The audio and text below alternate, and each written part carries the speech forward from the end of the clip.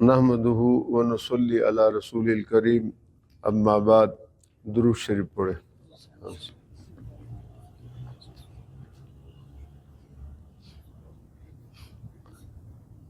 گزشتہ درس میں نے بتایا تھا کہ اپریل 1984 کو عمران یہ قرآن مجید اوپر رکھے 1984 کو صدر ضیاء الحق مرحوم نے ایک آرڈیننس جاری کیا تھا، اور اس کی ضرورت اس لیے پیش آئی تھی کہ ذوالفقار علی بھٹو کی پھانسی پر چڑھائے جانے کے بعد چونکہ کلیدی عہدوں پر قادیانی تھے، تو اس وقت ایک قوانین کی چانٹی کا عمل شروع ہوا تھا صدر ضیاء الحق کے زمانے میں، جب اس نے مارشل لا لگائی تو قادیانی اپنا مقصد حاصل کرنے کے لیے انہوں نے اس موقع پر کچھ ابہام پیدا کیا، اور قادیانیوں سے متعلق جو ترمیم ہوئی تھی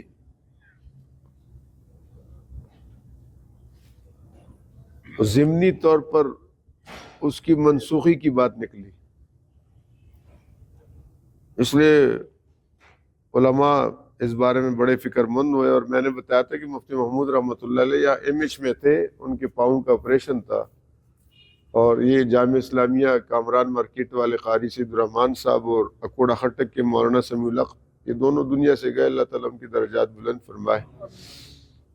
یہ حضرات مفتی صاحب کے پاس ہے، اور انہوں نے وہی اسپتال سے صدر ضیاء الحق کو فون کیا، اور اس کے بعد پھر جناب والا ان دونوں کو بھیجا ان کے پاس، اور کافی گفت و شنید اور گفتگو اور مواد پیش کرنے کے بعد الحمدللہ صدر ضیاء الحق نے صدارتی آرڈیننس 1984 اپریل کا جاری کیا، جو قانون اور آئین بن گیا۔ آئین کا دفعہ 298B اور 298C، یہ اسی آرڈیننس کے نتیجے میں آئین میں یہ دفعہ وجود میں آیا، اور اس وقت جو آرڈیننس جاری ہوا اس کی کچھ بنیادی باتیں میں آپ کے سامنے رکھنا چاہ رہا ہوں تاکہ آپ کے علم میں ہو۔ میں کہتا ہوں کہ شیعہ لوگ جو تقیہ باز ہے، ان کا تقیہ کچھ بھی نہیں، قادیانیوں کا سب سے بڑھ کر ہے۔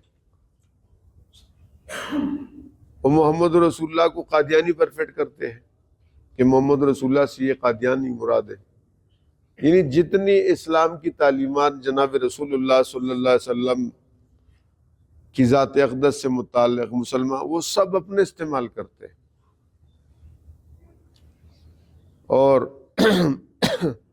میں نے پچھلے درس میں بتایا تھا کہ انہوں نے ہمیں کافر قرار دیا تھا، ہم نے اپنا دفاع کیا تو نتیجے میں وہ کافر قرار پائے۔ بہرحال وہ جو آرڈیننس تھا اس کا ایک فائدہ یہ نکلا کہ قادیانی اپنی جماعت کے چیف گرو یا لاٹ پادری کو امیر المؤمنین نہیں کہہ سکتے، یہ قانوناً جرم ہے۔ اگر وہ اپنے بڑے کے لیے امیر المؤمنین کا لفظ استعمال کرے تو یہ کیا ہے؟ جرم ہے۔ اسی طرح قادیانی اپنی جماعت کے سربراہ کو خلیفۃ المؤمنین یا خلیفۃ المسلمین نہیں کہہ سکتے۔ ابھی جو 5واں خلیفہ ان کا بیٹا ہے مرزا مسرور، اس کو خلیفہ کہتے ہیں، یہ قانوناً جرم ہے، پاکستان کے اندر اس کا استعمال جرم ہے، یہ نہیں کر سکتے، اس لیے کہ امیر المؤمنین اور خلیفۃ المؤمنین یہ صحابہ اور ان کے بعد جو اسلامی نہج پر طرز حکومت اختیار کرے وہ امیر المؤمنین ہے۔ یہ تو اسلام کے دشمن ہے، انبیاء کے دشمن ہے، تو یہ کیسے امیر المؤمنین کا لفظ استعمال کر سکتے ہیں؟ تیسری بات، مرزا غلام احمد قادیانی کی کسی مرید کو معاذ اللہ صحابی نہیں کہہ سکتے، یہ جرم ہے۔ یہ جو پیچھے ترجمہ اٹھا تھا نا مرزا یہ ابن مبارک قادیانی کا جو کیس تھا مبارک ثانی کا، تو وہ یہی ہوا تھا نا کہ مرزا بشر الدین کا ایک ترجمہ ہے جس میں تحریف کے انہوں نے وہ شائع کیا ہے تو اس کے اوپر مرزا محمود بشیر الدین کا جو نام لکھا ہوا ہے اس کے ساتھ رضی اللہ عنہ لکھا ہوا ہے، حالانکہ صرف صحابی کے ساتھ خاص ہے۔ تمام اہل اسلام کا پوری اسلامی تاریخ میں اتفاق ہے 1500 سال کا کہ رضی اللہ عنہ کا لفظ کس کے لیے استعمال ہوگا؟ صحابی کی۔ اور صحابی کا لفظ جناب رسول اللہ کے جو 1,14,000 صحابہ تھے، کتنے؟ انبیاء کی تعداد 1,24,000 ہے اور صحابہ کی تعداد 1,14,000، ان کے لیے صحابی کا لفظ استعمال ہو سکتا ہے، اس کے علاوہ ان کے علاوہ کسی کے لیے استعمال یہ پابندی بھی لگا دی گئی۔ نمبر 4، مرزا قادیانی کی کسی مرید کے لیے رضی اللہ عنہ نہیں لکھ سکتے، جو میں نے بتا دیا۔ اسی طرح نمبر 5، مرزا غلام احمد قادیانی کی بیوی کے لیے ام المؤمنین کا لفظ استعمال نہیں کر سکتے۔ قرآن نے کہا وَأُمَّهَاتُهُ وَأَزْوَاجُهُ أُمَّهَاتُ الْمُؤْمِنِينَ، رسول اللہ صلی اللہ علیہ وسلم کی ازواج مطہرات ان کو حق حاصل ہے کہ امہات المؤمنین کہلایا جائے، ان کے علاوہ کوئی نہیں۔ لہذا مرزا غلام احمد قادیانی کی بیویوں کے لیے اس طرح کا لفظ استعمال کرنا ناجائز ہے اور قانوناً جرم ہے۔ ہماری عبادت گاہ کا نام مسجد ہے، اس آرڈیننس میں یہ قانون بنا کہ قادیانی اپنی عبادت گاہ کو مسجد نہیں کہہ سکتے، مسجد خاص ہے اہل اسلام کے ساتھ بس۔ لمسجد اسس علی التقوی، اور مسجد حرام کا ذکر ہے، من المسجد الحرام الی المسجد الاقصی۔ یہ دیکھیے قرآن نے مسجد حرام کا بھی ذکر کیا، مسجد اقصی کا بھی ذکر کیا، مسجد قباء کا بھی ذکر کیا، یہ مسلمانوں کے ساتھ خاص ہے، لہذا یہ استعمال نہیں کر سکتے۔ قادیانی اپنے آپ کو مسلمان نہیں کہہ سکتے۔ اب یہ دو ہی باتیں ہیں ہماری ان سے، یا تو میرے پیغمبر کے سچے غلام بن جاؤ اور مسلمان بن جاؤ اور اس دھوکے سے نکل جاؤ، یہ فریب اور شراب میں جو تم ٹامکٹومیاں مار رہے ہو اس سے نکل جاؤ، اور یا اپنی آئینی حیثیت کو تسلیم کرو، اور آئین میں تم کیا ہو؟ کافر ہو، لہذا تم اپنے آپ کو غیر مسلم ڈکلیئر کر دو، تو جو عیسائی اور ہندو اور یہود کو جو یہاں پر حقوق حاصل ہے وہ تمہیں بھی مل جائیں گے،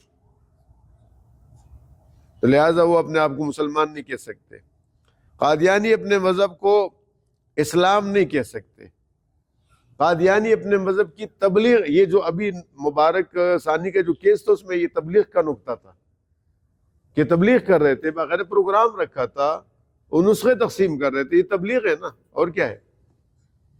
تو قانوناً یہ جرم ہے، اپنے مذہب کا پرچار نہیں کر سکتے، اپنے مذہب کی دعوت نہیں دے سکتے، اور مسلمانوں کے مذہبی جذبات کو مجروح نہیں کر سکتے۔ وہ صبح و شام ہم پر کفر کا فتویٰ تو ان کی طرف سے لگے، ان کا مذہب ہے کہ جو مرزا غلام احمد قادیانی کو نبی نہ مانے وہ سارے کافر ہیں، وہ ہمیں کافر کہتے ہیں، ہم تو نبی نہیں مانتے۔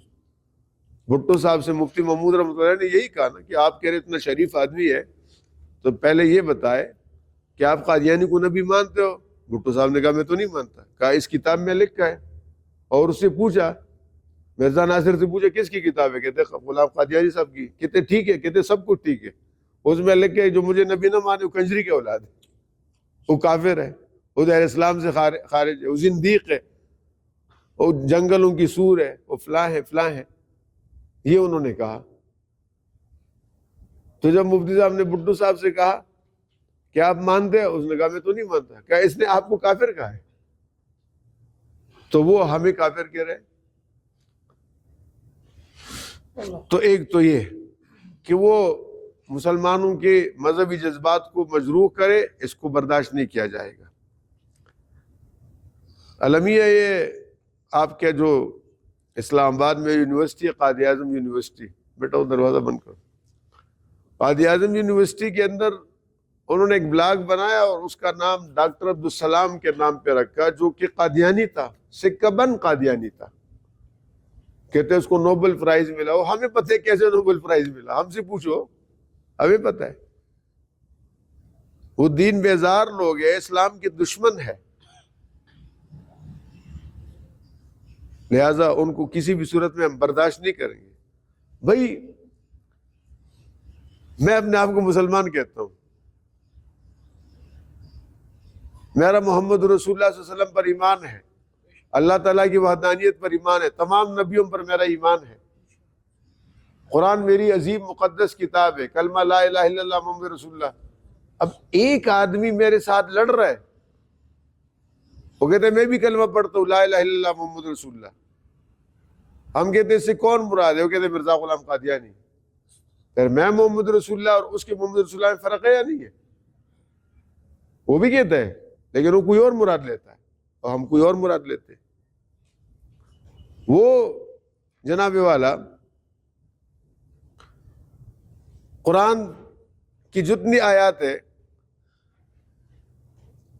ان میں عیسیٰ علیہ السلام کا ذکر ہے۔ اچھا کمال اس کا یہ دیکھیں کہ وہ اپنے آپ کو عیسیٰ بھی کہتا ہے، کہتے ہیں میں ہی عیسیٰ ہوں،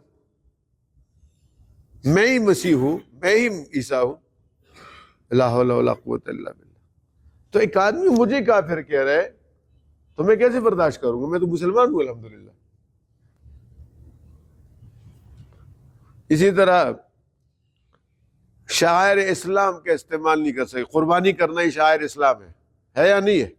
اسلام کی شاعر میں سے ہے نا۔ وہ قربانی کریں گے، ہم پولیس کو رپورٹ کرتے ہیں یہ حرام خور راشی لوگ، وہ کہتے ہیں ہم کیا کریں؟ بھئی آئین کی بات کرو، میں تو اپنی بات نہیں بتا رہا، آئین کے اندر لکھا ہوا ہے کہ اسلامی شاعر استعمال نہیں کر سکتے۔ اور میں نے آپ سے کہا تھا کہ یہاں ڈپٹی کمشنر سے میں نے بات کی تو مجھے جواب میں کہتے ہیں میں ان کو گولی ماروں۔ اندازہ کر ان کی جہالت کا یہ عالم ہے، انہیں یہ نہیں پتا، اور ہے ڈپٹی کمشنر بنا بیٹا۔ ایسے لوگوں کا انتخاب ہوتا ہے ان عہدوں کے لیے۔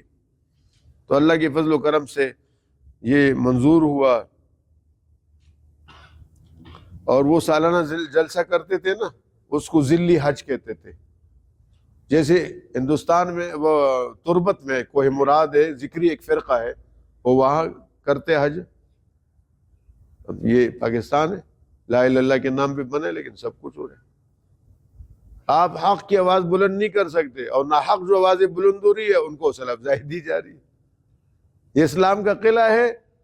یورپ سے یا کسی بھی ملک سے کوئی آدمی قرآن کا علم حاصل کرنے کے لیے پاکستان آ رہے ہیں، اس کو ویزا نہیں ملتا۔ ڈانس کے لیے لوگ آ رہے تو انہیں ویزے بھی ملتے ہیں، پروٹوکول بھی ملتا ہے۔